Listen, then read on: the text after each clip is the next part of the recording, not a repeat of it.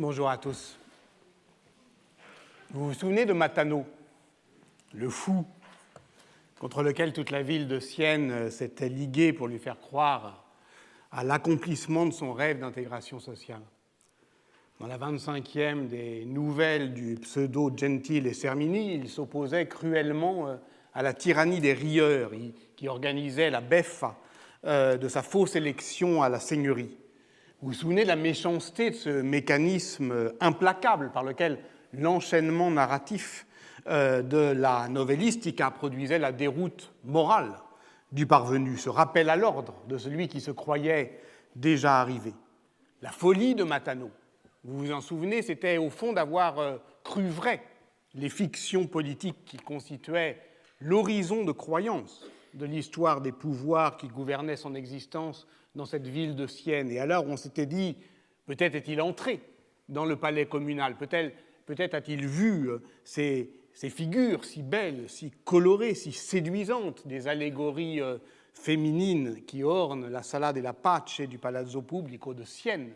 Peut-être y a-t-il vu une promesse. On a tellement envie de croire dans cette société pacifiée par la justice, où le paysan qui franchit la porte de la ville intègre le cœur des âmes accordées qui font le tempo entraînant, doux, calme d'une communauté politique qui justement vit au même rythme. Seulement voilà, Matano a bien franchi les portes de la ville, mais tout est parti de travers. Tout s'est désaccordé pour devenir strident, dissonant. Il n'a pas compris que les autres se moquaient de lui, parce qu'il était toujours à contretemps, parce qu'il n'était jamais dans le bon tempo, ni pour parler, ni pour manger, ni pour monter à cheval, affaire de rythme, décidément. Le pouvoir est toujours affaire de rythme. On se souvient que c'est par une chose vue, presque un exemplum, que Roland Barthes commençait son premier cours au Collège de France sur comment vivre ensemble. Il racontait comment de sa fenêtre, il avait vu une mère tirer son enfant en poussant la poussette devant elle et qu'elle allait imperturbablement à son pas, que le gosse était tiré, chahuté, cahoté, contraint à courir comme un animal ou une victime sadienne qu'on fouette, écrit Roland Barthes.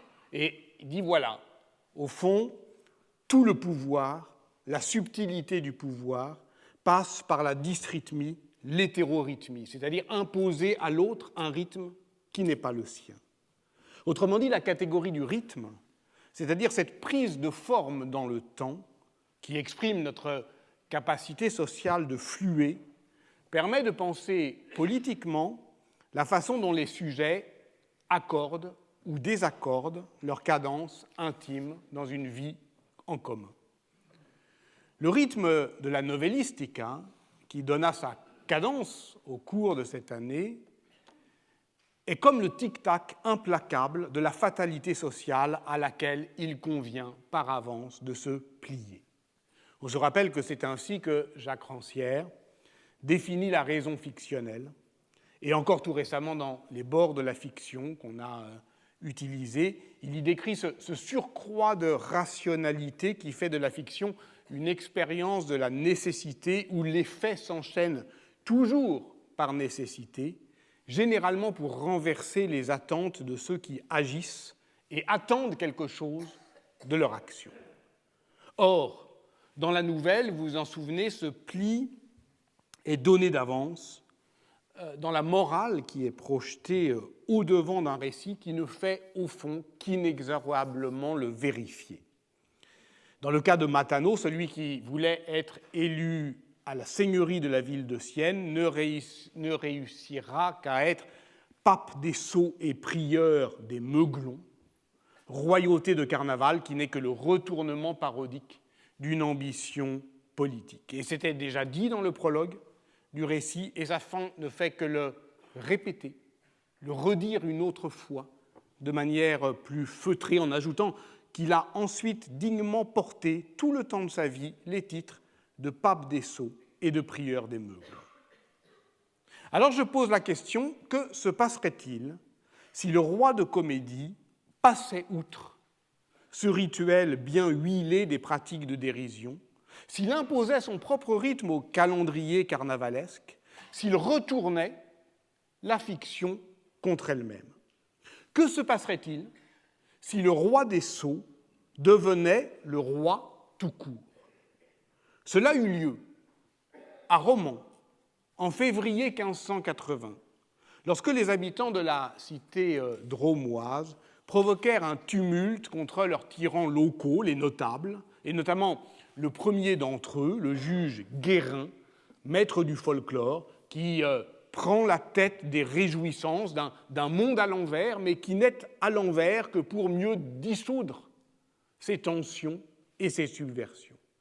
Alors oui, le juge Guérin fait la fête, alors oui, il fait la bête, alors oui, il se déguise en ours, mais d'une certaine manière, c'est pour rappeler aux paysans qu'une fois la fête terminée, eh bien, tout le monde devra rentrer chez soi. Seulement, la fête sanglante d'une révolte populaire antifiscale s'est à ce moment-là logée dans le cœur des célébrations carnavalesques, rendant indiscernables la joie et la colère, les meurtres et les masques, précipitant au final les massacres du 15 février 1580. Car la fête ne dure jamais. L'horloge des jours reprend ses droits sur la communauté idiorhythmique de la révolte, puisqu'une révolte, c'est cela, c'est une idiorhythmie, disait Barthes, c'est-à-dire la capacité d'imposer sa propre cadence au monde. Les révoltés de Romans en 1580 étaient comme les insurgés de la Révolution de Juillet qui, à Paris, tiraient sur les horloges et les clochers pour arrêter le jour. Geste révolutionnaire s'il en est, affirme Walter Benjamin dans ses thèses sur l'histoire, car, je le cite, « les calendriers ne décomptent pas le temps à la manière des horloges ».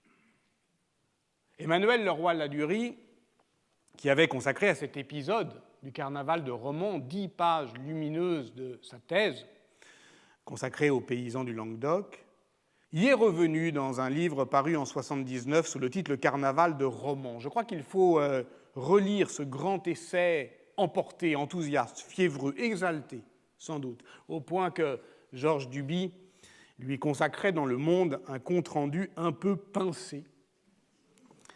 Le projet est excellent, l'assise documentaire solide et plus scrupuleusement critiquée que ne l'était celle de Montaillou, ce qui est vrai, écrit-il perfidement. Avant de mettre en garde les historiens contre leur enthousiasme folkloriste, il faut, je pense, que nous prenions garde. C'est Duby qui parle. La grande vague néo-romantique de notre temps risque de nous emporter. Là se dilue le sens des distinctions raisonnables, la rigueur d'écriture et de démonstration qui font notre force, à nous, autres, historiens, professeurs et professionnels. Ne nous trompons pas de genre, nous risquons d'exceller dans l'opéra seria, laissons à d'autres l'opéra bouffe. Ce qui est quand même méchant quand on le relit. Reste le problème que pose Emmanuel Leroy-Ladurie dans son Carnaval de Romans en 1979 et qu'avait déjà abordé, c'était peut-être ça le problème, Georges Duby dans son Dimanche de Bouvines 6 ans plus tôt, c'est qu'est-ce qu'un événement et qu'est-ce qu'un débordement? Et qu'est-ce que se laisser déborder par un événement et est-ce que l'historien est lui-même pris dans cet emportement? Qu'est-ce qu'un événement sinon un rituel qui tourne mal? Et je répète donc, que se passerait-il si la fête des fous durait? Rabelais raconte cela. Rabelais ne raconte que cela.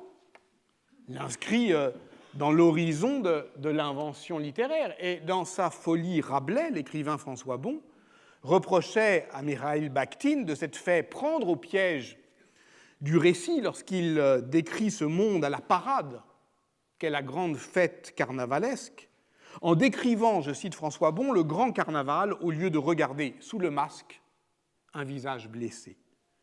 Cette enquête sur la novellistica qui s'achève provisoirement aujourd'hui, on aurait pu, c'est vrai, l'a mené jusqu'au Rabelais du quart-livre, où Panurge ne cesse de tempêter contre la nouvelle tyrannie de son temps, celle de l'argent roi, même si la critique actuelle ne reconnaît comme influence directe sur Rabelais que le Poge ou Masuccio Salernitano, dont on parlait la semaine dernière, et considère au fond que Rabelais ne semble pas avoir exploité Boccace pour imaginer Thélème.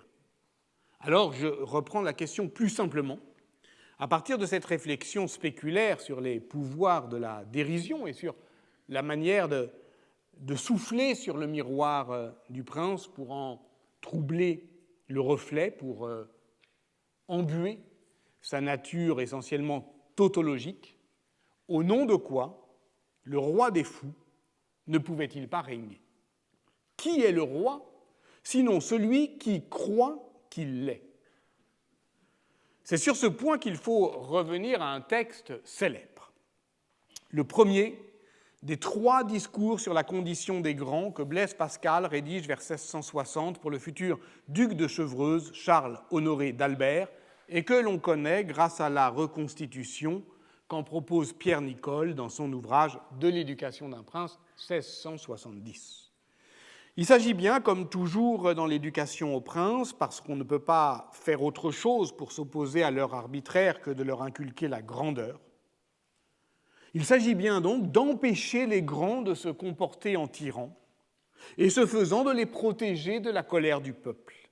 Et pour cela, leur enseigner la grandeur.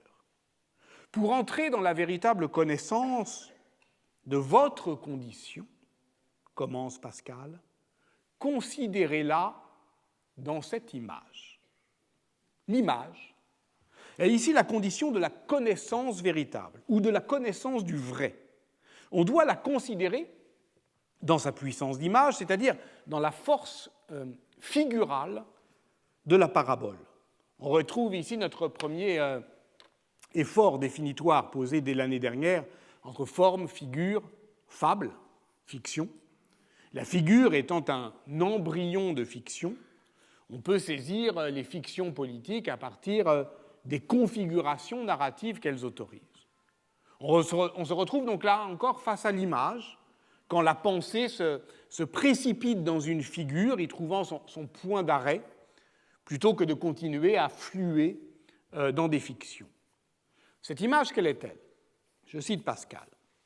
Un homme est jeté par la tempête dans une île inconnue dont les habitants étaient en peine de trouver leur roi qui s'était perdu. C'est donc l'histoire d'un naufrage, le portrait du roi en naufragé.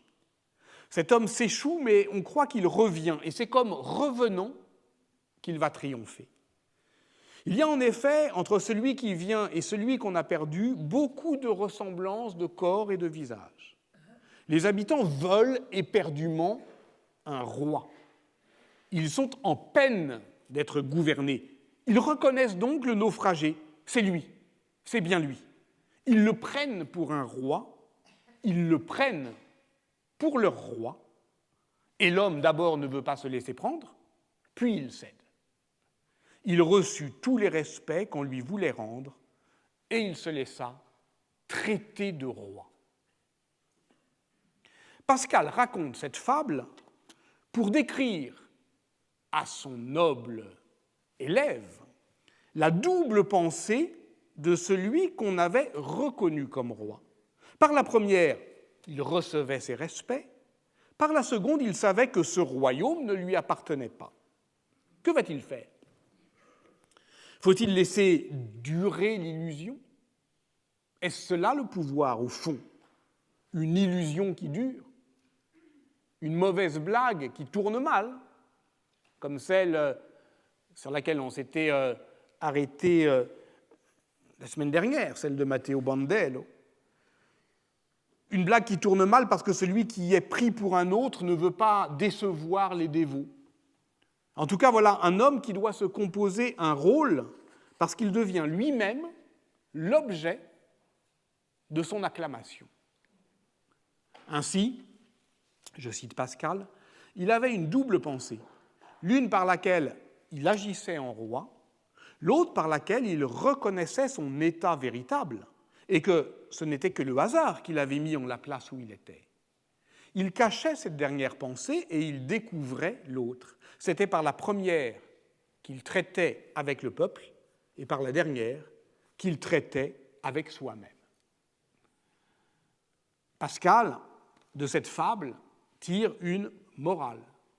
La vanité des grands vient de ce qu'ils ne connaissent point ce qu'ils sont, se confondant avec l'admiration qu'ils suscitent, ignorant ou feignant d'ignorer que leur grandeur n'est pas un titre de nature, mais d'un établissement humain.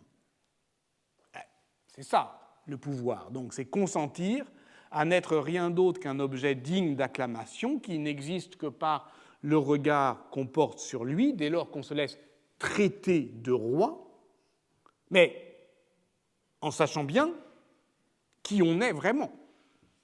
Les anciens, quand ils se moquaient des dictateurs qui croyaient faire plier les volontés sous le poids de leur verbe impérieux et qui ne se rendaient pas compte que c'était eux, au contraire, qui se laissaient dicter leur conduite par ceux-là même qui leur obéissaient, par leur crainte ou leur admiration, ceux-là, au fond, eh bien, le savaient déjà. Et c'est contre cela, contre cette tentation tyrannique, que ne cesse de se dresser la sagesse des conteurs, jusqu'au roman de la tyrannie, avec lequel, le roman latino-américain de la tyrannie, avec lequel on a commencé cette année. Ceux qui font parler les statues plutôt que de les abattre, ou qui font soliloquer en elles, souvenez-vous du Lamento de Bernabo Visconti, leur creux originel, le savent aussi.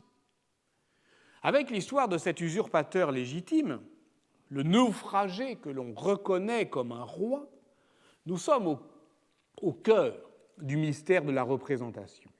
Et en particulier dans cette société eucharistique dont j'ai tenté de décrire les composantes l'année dernière, dès lors que triomphe le dogme de la présence réelle, ceci est mon corps, ou plutôt dès lors qu'il s'impose difficilement, inévitablement difficilement, car la nouvelle doctrine de la vérité repose sur cette théologie de l'invraisemblable, pour laquelle il faut que cela soit vraiment incroyable pour que cela soit vrai.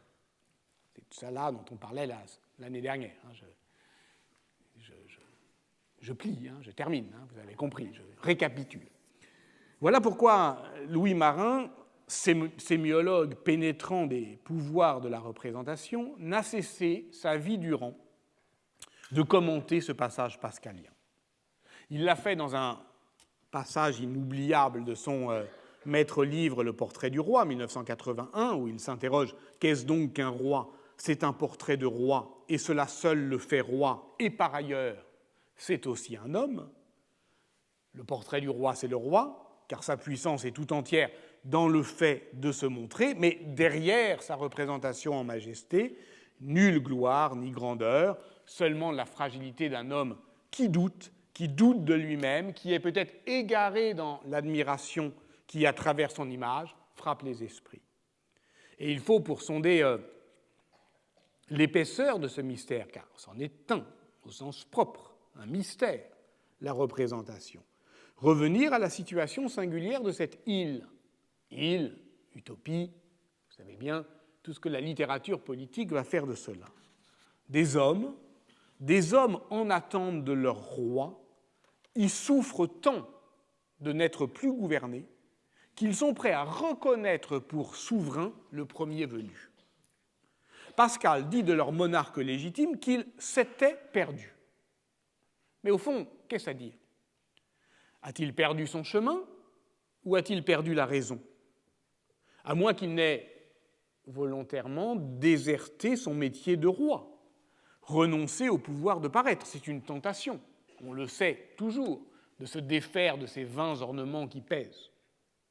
Et on se souvient aussi qu'il y a bien des histoires inventées ou réelles de ces rois qui, incognito, on l'a vu encore ensemble, eh bien, veulent vérifier qu'ils peuvent encore décoller le masque de leur visage, ou plus exactement qu'il y a encore un visage derrière le masque. et ainsi aller voir ce qu'on dit d'eux, aller entendre, aller écouter, voir comment ils sont vus. Nombreuses sont les histoires réelles ou inventées qui mettent en scène ce dédoublement. Un dédoublement qui est propre à la majesté, car ce que Pascal appelait dans son discours sur la condition des grands la double pensée du roi est bien en réalité la dualité constitutive de son corps politique. Le corps immortel de la royauté vient loger dans le corps mortel du roi pour le dépasser et lui survivre. Or, cette double corporéité du roi dont on a vu qu'elle se donnait à voir, à comprendre et en même temps à défaire dans les scènes shakespeariennes du Richard II qui sent se déchirer en lui la gémelléité constitutive de son pouvoir, d'où son cri poignant « Vous pouvez me destituer de ma gloire et de ma puissance, mais non de mes chagrins, je suis toujours roi de cela ». Nous avons vu que, tout bouffis d'orgueil qu'ils étaient, les princes de l'Italie seigneuriale n'ont qu'un corps. Et ce corps est mortel. Et ce corps souffre, ce corps se plaint, se complaint, les lamenti. Mais il n'empêche que, pour se dédoubler, il leur faut un corps de papier, fictionnel et bouffon, par la novélisation de ce passé récent qui nous a occupés cette année, et qui est un subterfuge à la majesté, évidemment. Lorsqu'il évoquait la théâtralité du pouvoir, Louis Marin songeait sans doute davantage à la tragédie héroïque, disons, cornélienne, où le pathétique frappe, assujettit le public d'un éblouissement unanime, plutôt qu'aux défaillances de la représentation racinienne ou aux fêlures du drame shakespearien.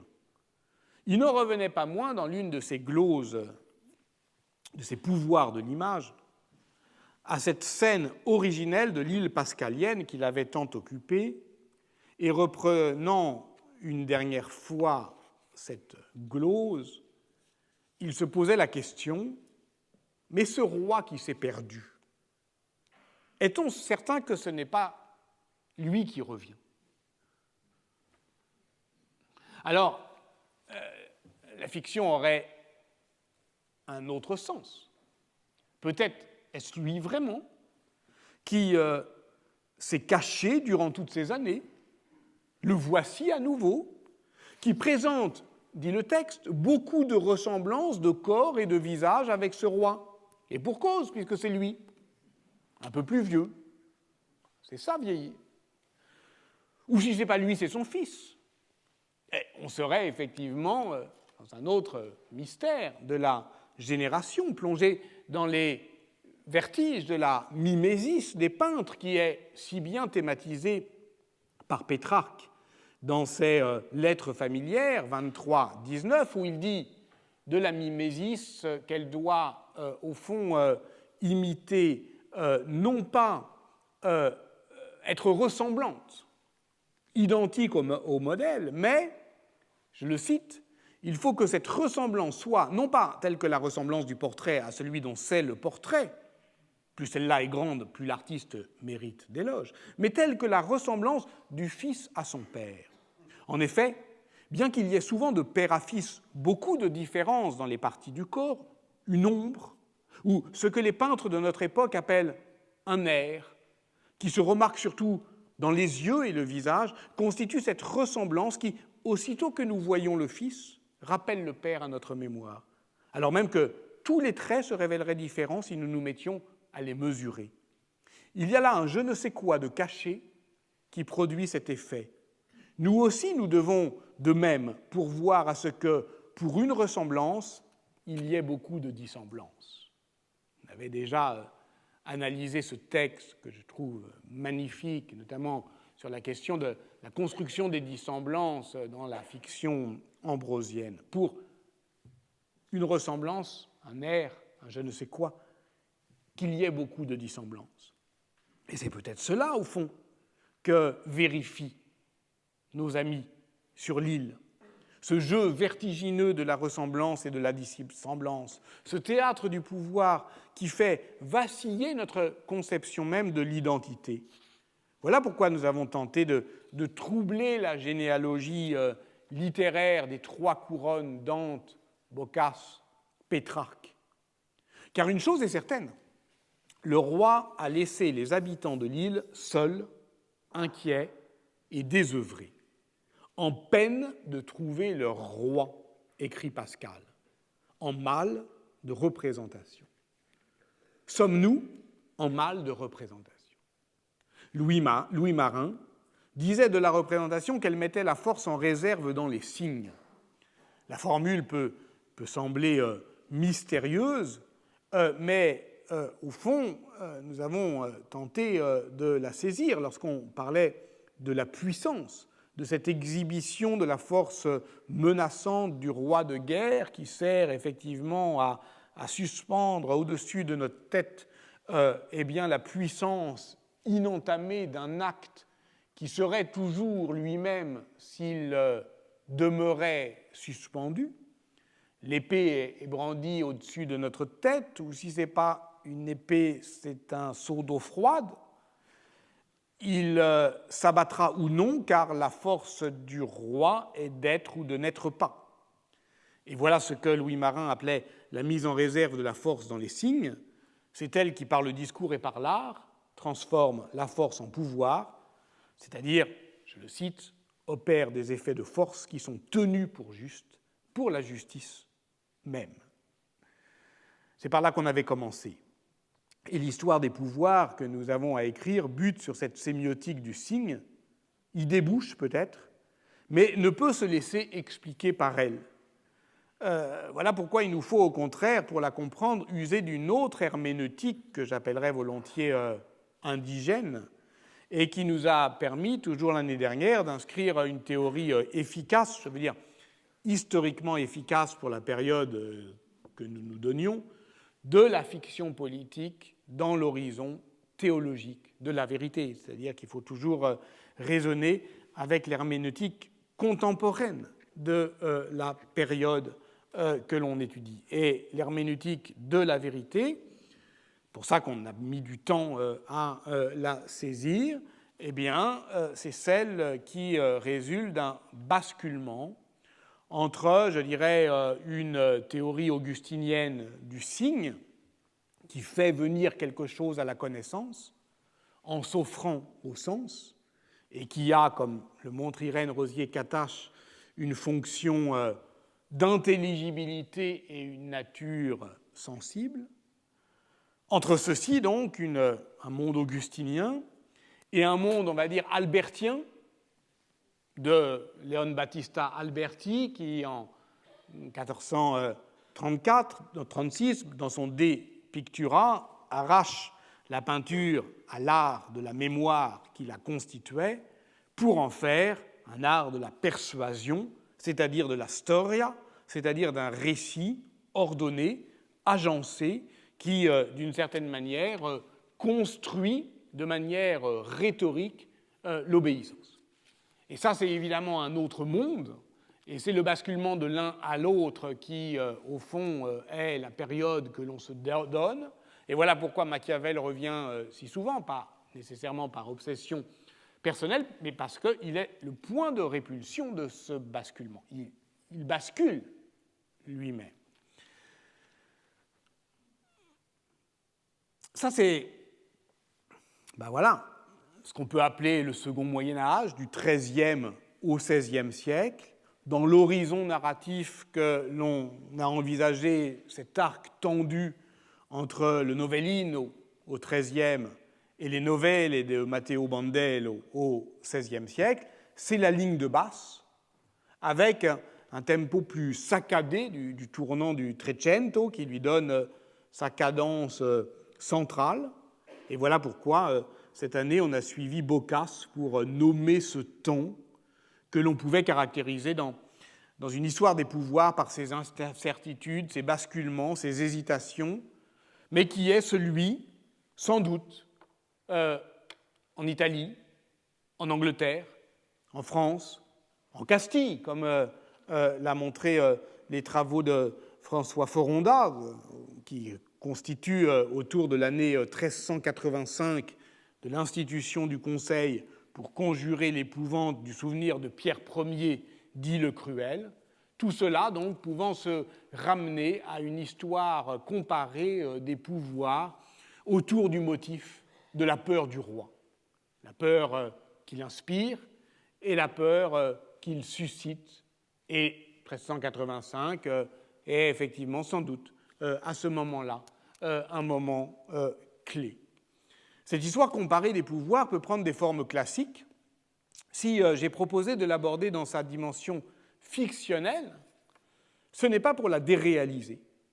Au contraire, ça nous permettait de comprendre ce que Jacques Rancière appelle le partage du sensible, et pourquoi, je le cite, le réel doit être fictionné pour être pensé. Le réel doit être fictionné pour être pensé. Cette phrase se lit dans son livre « Le partage du sensible, esthétique et politique », paru à la Fabrique en 2000, et elle est suivie d'autres tout aussi décisifs qui permettent de comprendre que la discussion sur le récit doit se dégager des faux dilemmes entre la réalité ou l'irréalité des choses et ne dit rien des rapports entre littérarité et historicité. Je cite Rancière.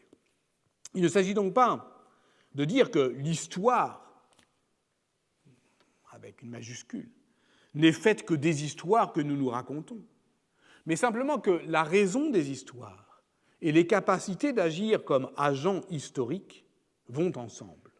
La politique et l'art, comme les savoirs, construisent des fictions, c'est-à-dire des réagencements matériels des signes et des images, des rapports entre ce qu'on voit et ce qu'on dit, entre ce qu'on fait et ce qu'on peut faire. Autrement dit, il s'agit bien de s'interroger sur les conditions dans lesquelles des énoncés font effet sur le réel. Alors je reprends. Et dans la période que nous nous donnons dans ces deux dimensions, ou plus exactement dans ces deux rythmes, je pourrais dire, c'est-à-dire 13e, 16e, et puis point de bascule au milieu du 14e, avec la peste, évidemment, vous l'avez compris, donc avec la mort qui rôde, je pourrais dire comme un Pascal avant l'heure qui s'adresserait à un prince du temps de la peste, de ces temps bocassiens, à un prince du mi-temps du XIVe siècle, pour entrer dans la véritable connaissance de votre condition, considérez-la dans cette image. Quelle image ? Cette image ne serait pas celle d'un naufrage, mais d'un embrasement. Dans la nuit du 28 au 29 janvier 1393, une troupe gesticulante fait irruption à l'hôtel royal de Saint-Paul, à Paris, déguisé en sauvage. Il fait sombre, le duc d'Orléans, Louis, frère du roi, approche une torche d'un des costumes de la mascarade, la poix qui fixe la fourrure s'enflamme, les malheureux s'embrasent comme des torches, 4 périssent, on reconnaît le 5e qui a la vie sauve grâce à une dame de cour qui le couvre de sa robe, stupeur, c'est le jeune roi Charles VI, qu'une crise de folie avait déjà frappé l'été précédent lors d'une partie de chasse dans la forêt du Mont. L'événement est relaté par Jean Froissart, mais aussi par Michel Pitouin, l'auteur retrouvé de la chronique du religieux de Saint-Denis. C'est ce qu'on appelle le bal des Ardents, et on apprend bien vite que le bal masqué avait été organisé par la reine Isabeau de Bavière à l'occasion du remariage d'une de ses demoiselles d'honneur, Catherine l'Allemande, en plus, après son veuvage.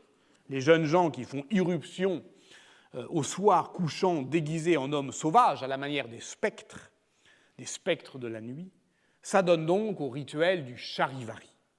Ce chahut organisé par la classe d'âge des prétendants au mariage pour contester tout écart au cycle ordinaire de l'échange des femmes, venant prélever indûment dans le stock des épouses potentielles, soit parce que le marié est trop âgé, soit parce que le remariage est trop rapide, soit parce que l'alliance est mal assortie. C'est une conduite de bruit, un chahut donc au sens propre, qui est comme l'inversion parodique d'un rituel funéraire au cours duquel le défunt revient pour marquer sa désapprobation, entouré de ses amis charnels qui figurent, comme le remarquait Carlo Ginzburg, les spectres formant la horde des morts inapaisés. C'est d'ailleurs dans le roman de Fauvel, cette fiction politique à clé dont on a parlé l'année dernière, qui a attesté pour la première fois en français la pratique du charivari. Et en France, cette pratique est surtout documentée durant le règne de Charles VI, justement. Alors le charivari a fait les beaux jours de l'anthropologie historique, dont je parlais un petit peu avec le roi Ladurie et avec les méfiances qu'elle inspirait à Georges Duby. On songe aux superbes actes du colloque de 77, publié en 81, sous la direction de Jacques Le Goff et Jean-Claude Schmitt, sur le charivari, au point qu'on pouvait d'ailleurs se demander, avec Jacques Le Goff en ouverture de ce volume, s'il n'a pas, le charivari, été une construction des folkloristes d'hier, des anthropologues et des historiens d'aujourd'hui, tant il a passionné, et tant effectivement cette passion était classificatrice. Disons que ce serait alors une fiction historiographique, donc on comprend mieux aujourd'hui quelle relation elle entretenait avec des préoccupations contemporaines, de l'expression communautaire d'une jeunesse révoltée. Fiction historiographique ne signifie pas invention d'historien. Le bal des Ardents a bien eu lieu.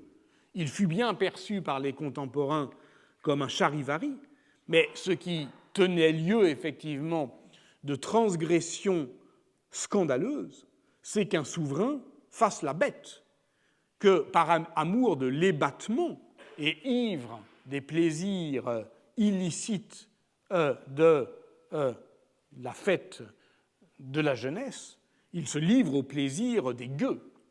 Voilà le scandale moral. Voilà la preuve du dérèglement social de toutes les valeurs, l'inversion des normes, la dolente aventure dont se désole Froissart. Plus tard, évidemment, les propagandistes bourguignons exploiteront le drame pour justifier le meurtre du duc d'Orléans le 23 novembre 1407 comme un tyrannicide, car il fallait bien que le jeune prince soit un tyran pour manquer de tuer le roi, voire pour organiser lui-même cette momerie afin de sournoisement déguiser son régicide. Car il fallait évidemment à cette fête du bouc un bouc émissaire. Les folkloristes italiens rapprochent d'ailleurs le nom de cette pratique rituelle, le charivari, du dialecte piémontais chiavramarito, le mariage de la chèvre, qui implique de se déguiser en chèvre. L'instigateur de la mascarade, Hugonin de Guizet, qui passait pour cruel et débouché, meurt après 3 jours d'agonie au cours desquels il maudit tous les participants de cette sinistre mascarade, et sa dépouille sera accompagnée par les Parisiens par des insultes abois-chiens, entend-on au passage de son convoi funéraire. Mais le tourment de la foule tourne à l'émeute, et c'est bientôt, je l'ai dit, le duc d'Orléans qui est mis en accusation. Pourquoi ? Parce que Louis d'Orléans a épousé Valentine Visconti, qui était la fille de Gian Galeazzo Visconti et d'Isabelle, fille du roi de France Jean le Bon. Ce mariage prestigieux avait coûté 400 000 livres au duc de Milan, et c'est à peu près la même somme qu'il dépensa pour la dot de sa fille, Valentine, mariée à Louis, fille du roi Charles V, en 1389. Cette double alliance entre les Visconti et les Valois devait renforcer la légitimité du duc de Milan. En réalité, c'est le mariage de Valentine Visconti, vous le savez, et de Louis d'Orléans, qui justifiera, à la fin du XVe siècle, les droits de la Maison de France sur le Milanais. Mais pour l'heure, elle empoisonne, au sens propre, la réputation du prince Louis d'Orléans, les rumeurs obligeant Valentine à quitter la cour de France en 1396. Parce qu'on accuse Valentine d'avoir empoisonné le roi, et c'est ce poison qui a précipité sa folie. Et pourquoi ? C'est une brillante lettrée, elle est pieuse, elle est musicienne, elle a rapidement pris l'ascendant sur la cour de France, comme l'a montré Bernard Guenet, et ce au détriment de la vieille duchesse de Bourgogne, Marguerite, l'épouse de Philippe III, de Philippe le Hardi. Et évidemment, vous savez bien que la figure de l'italienne reine de France empoisonneuse connaîtra au XVIe siècle une longue traîne de traditions fantasmées. Pourquoi? Parce que comme toute princesse de son temps, Valentine portait un écu qui exposait à destre, à droite, la partie honorable, les armes de son époux, et à sénestre, celles de son père. Les lys de France étaient donc flanquées des armes à la guivre, et voici, pour ceux qui la voyaient, d'où provenait le venin. La vipère, bien sûr.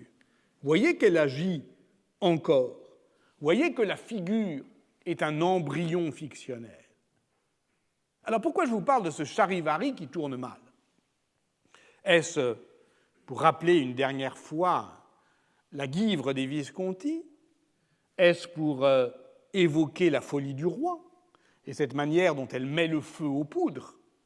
Est-ce pour rappeler qu'il y a toujours une histoire politique de la folie à tenter, comme le rappelait Michel Foucault en réponse aux critiques de Jacques Derrida, que Jacques Derrida adressait à l'histoire de la folie, réponse donnée dans ce texte au titre magnifique et peut-être moins énigmatique depuis que j'ai raconté tout cela, « Mon corps, ce papier, ce feu ». Oui, sans doute, mais il s'agit aussi de boucler le cours et de revenir à ce qu'il avait au sens propre amorcé le 8 janvier, lors de cette première séance intitulée, mais intitulée après coup, comme toujours, avant la représentation. Il s'agissait, vous vous en souvenez peut-être, d'un ballet intitulé « La délivrance de Renaud », donné à la cour de France le dimanche 29 janvier 1617, où Louis XIII avait dansé par avance son projet politique de s'émanciper par l'assassinat de Concini, comme un avertissement politique qui ne tenterait pas de prévenir l'événement, parce qu'il aura lieu, mais qui lui donnerait par avance son sens, tout en préservant, intacte, inentamée, sa soudaine et merveilleuse brusquerie. Cette représentation par avance d'un coup de majesté lui conférait sa spectacularité. Le spectacle, au fond, mettait en scène un prince qui jouait avec le feu, mais qui ne se brûlait pas. Il flambe, mais de merveille baroque. Il s'agit bien d'une inversion carnavalesque, mais elle est symétrique du bal des Ardents. Dans le bal des Ardents, une fête de cour tourne au charivari. Il y a événement parce que le rituel tourne mal, ou il tourne à la catastrophe, alors qu'au contraire, avec effectivement la maîtrise de la représentation, c'est le carnaval qui est perverti aux fins du pouvoir. C'est le désordre burlesque qui trouve l'efficace et la grâce d'un rire de renouveau. Et vous vous souvenez que j'avais tenté de montrer comment, au fond, cette représentation constituait la révolution symbolique dans laquelle nous sommes toujours. Et c'est pour ça qu'il est si difficile de décrire, comme Pierre Bourdieu, qui a écrit quand même des méditations pascaliennes, le disait.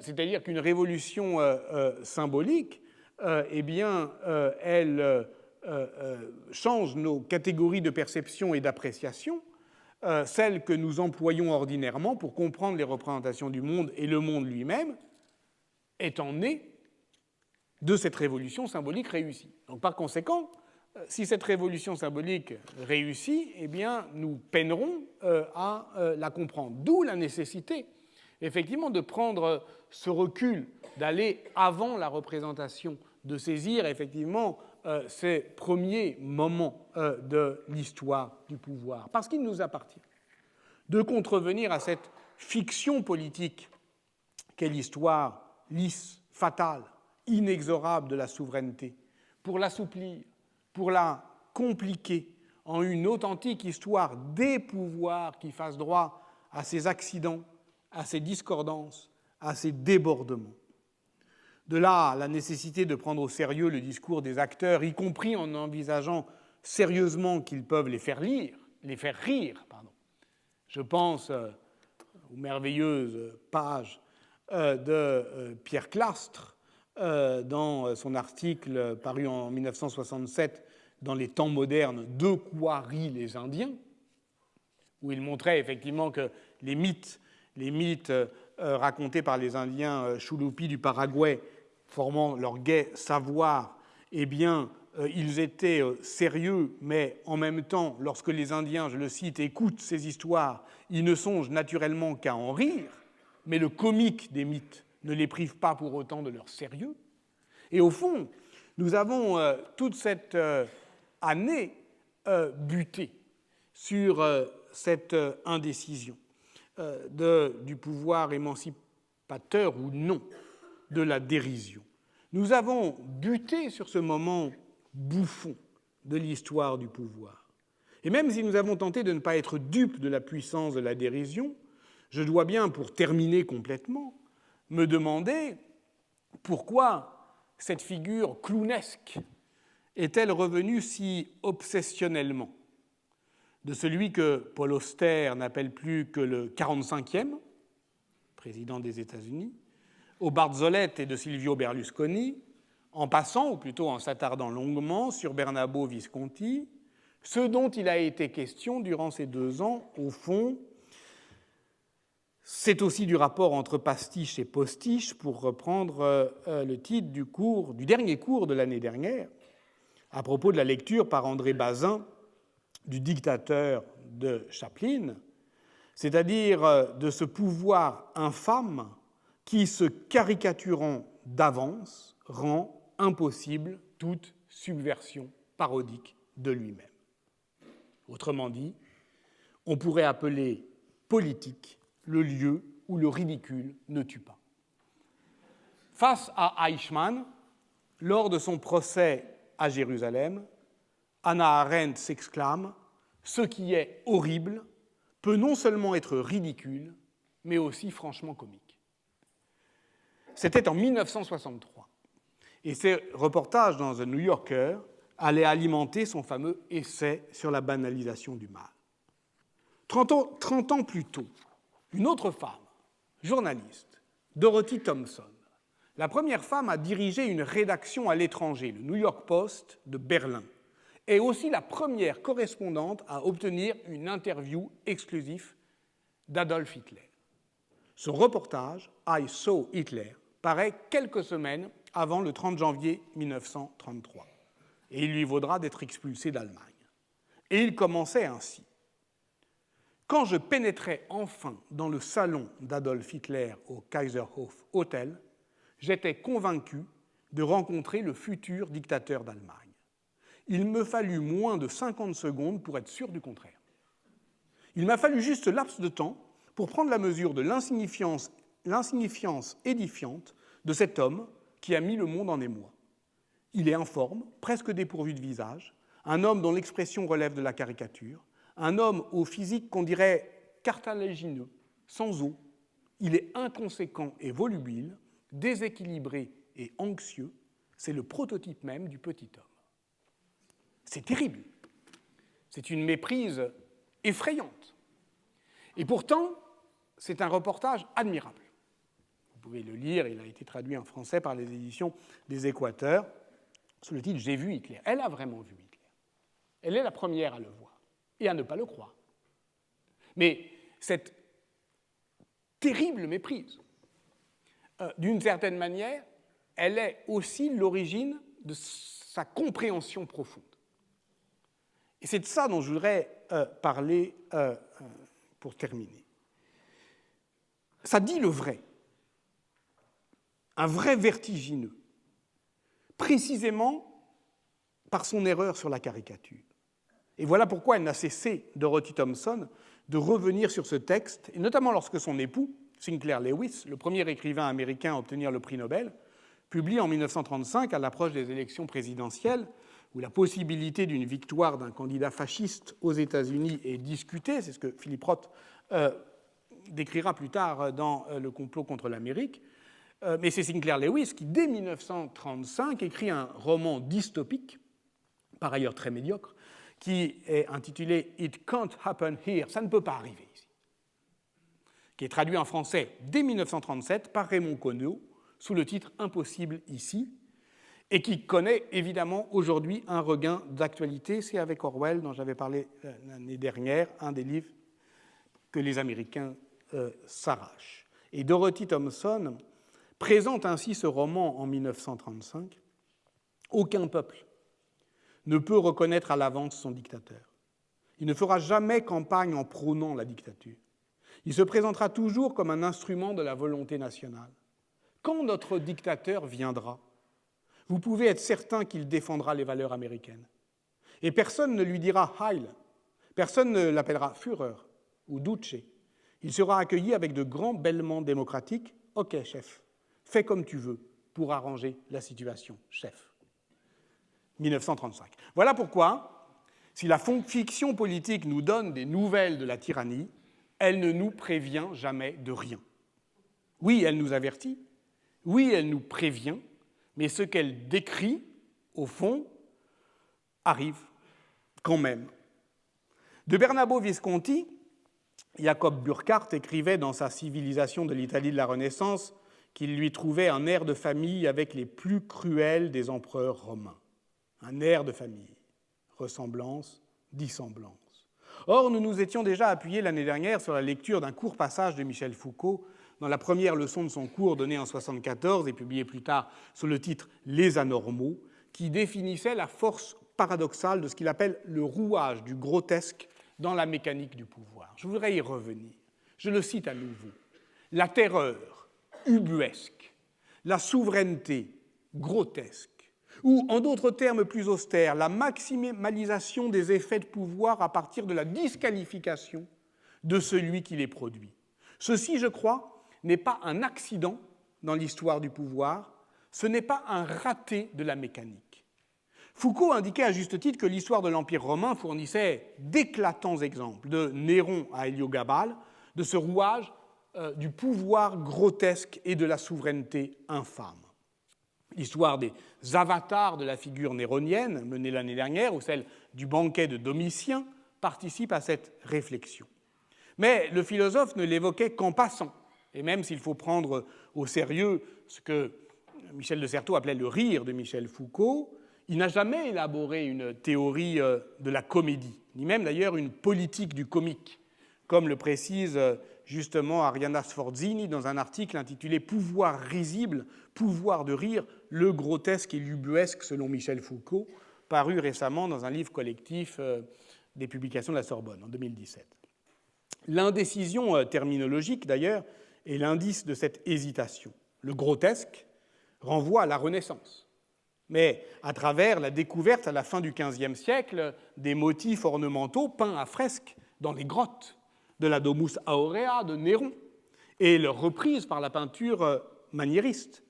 Les travaux de Philippe Morel sur la catégorie du grotesque montrent que ça résulte d'une morphogénèse, c'est-à-dire d'une transformation permanente des contenus et des valeurs symboliques qui sont sans cesse réagrégées, réagencées, redistribuées. L'ubuesque renvoie à une fiction politique, celle d'une pochade pseudo-shakespearienne d'étudiants potaches qui, pour se moquer de leur professeur de physique au lycée de Rennes, M. Hébert, parodie Sophocle en donnant une pièce intitulée « Ubu roi » et finissent par préfigurer en 1896 la bêtise, la vulgarité, la violence de tous les états criminels du XXe siècle. C'est un texte majeur, Ubu roi, et les autres Ubu d'Alfred Jarry. Si bien qu'ubuesque, le mot entre dans l'usage courant en France dès les années 20, désigne pour Michel Foucault le fait pour un discours ou pour un individu de détenir par statut des effets de pouvoir dont leur qualité intrinsèque devrait les priver.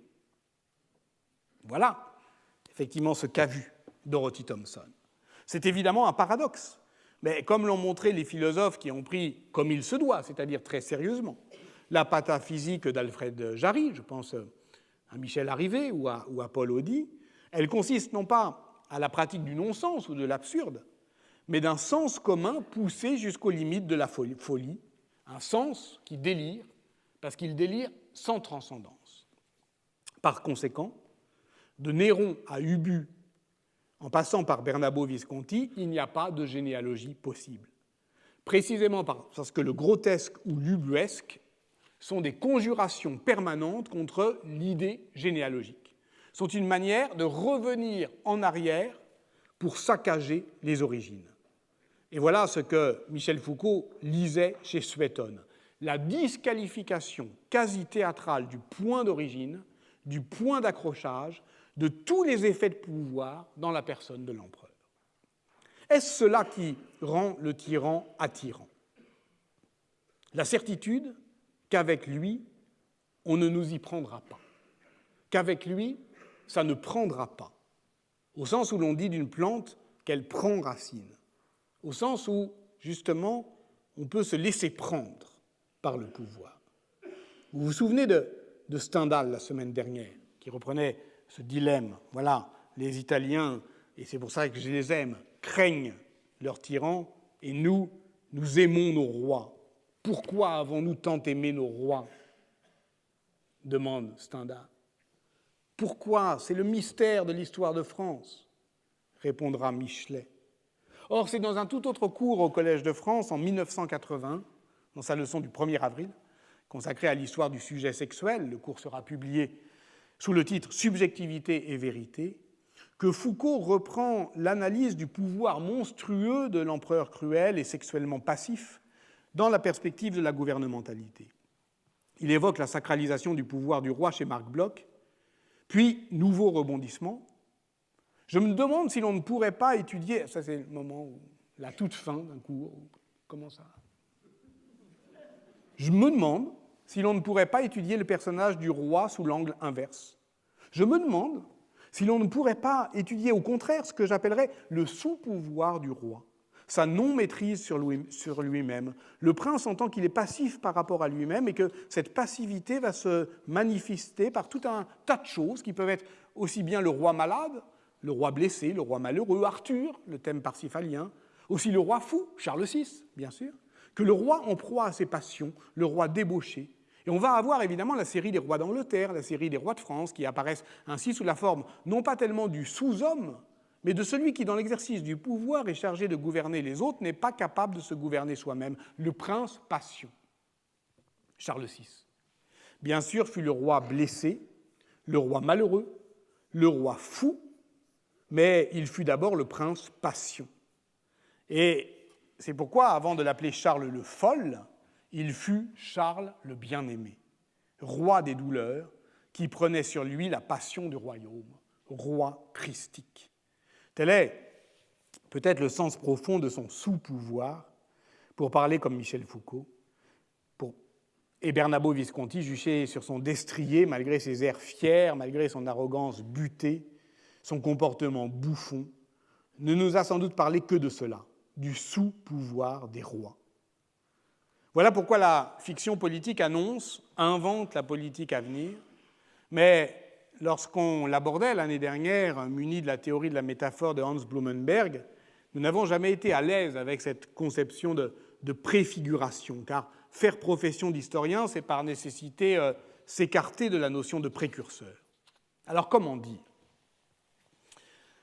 Dans son livre intitulé « Amorce », et qui prend justement le parti de l'énergie des histoires brèves contre l'épuisement des grands récits, de ces contes, nouvelles ou apologues qui, prenant l'actualité de côté, ouvrent en elle la possibilité un peu oblique d'une fiction, Mathieu Pot de Bonneville déplie l'essence possible de ce petit mot que j'aime bien, amorce.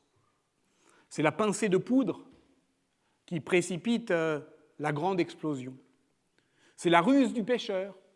On amorce à la pêche pour attirer le poisson, pour l'appâter par une pincée de cet aliment qui le fera mordre à l'hameçon. Mais l'amorce est aussi pour les projectionnistes ce ruban opaque qui guide la pellicule vers la lumière, vers la lentille. Voici pourquoi le mot dit « tout est son contraire ». Je cite Mathieu Pot de Bonneville, « la trace discrète d'un avenir dans le présent et le tapage d'un présent qui dilapide l'avenir ». C'est pourquoi l'amorce tient de l'enfance et de la politique. La fiction serait donc l'amorce d'une politique à venir. Sa mèche, sa feinte, son point aveugle. Elle l'entraîne, elle la précipite, elle la fait crépiter.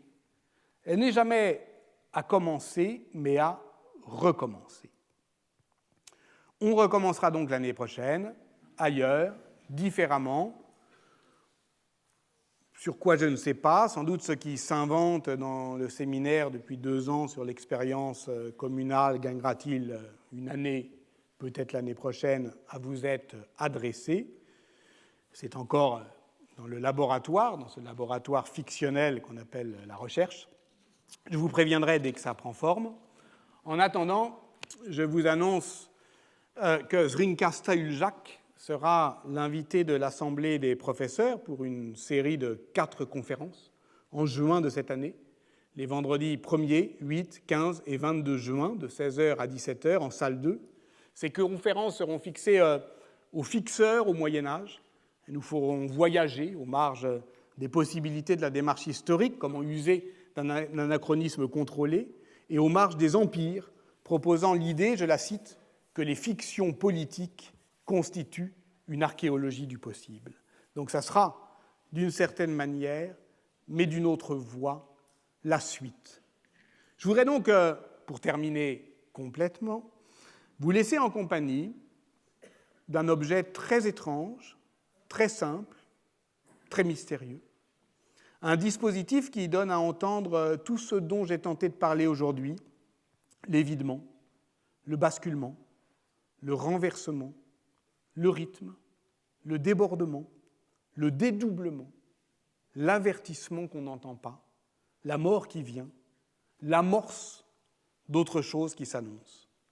C'est un objet que Louis Marin vit un jour en lisière d'un jardin japonais et qu'il a décrit dans un bref article que j'aime beaucoup, paru dans la revue Traverse en 1986, un numéro consacré à Japon Fiction.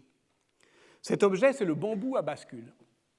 C'est une tige de bambou d'1 mètre environ, soigneusement évidée, et dont une des extrémités est fermée à la base et l'autre taillée en biseau. Cette dernière, taillée en biseau, est placée sous un mince filet d'eau qui la remplit lentement jusqu'à ce que la tige bascule sur son axe et vienne se vider dans le ruisseau en frappant une pierre d'un coup sec. Mais ce coup est dédoublé.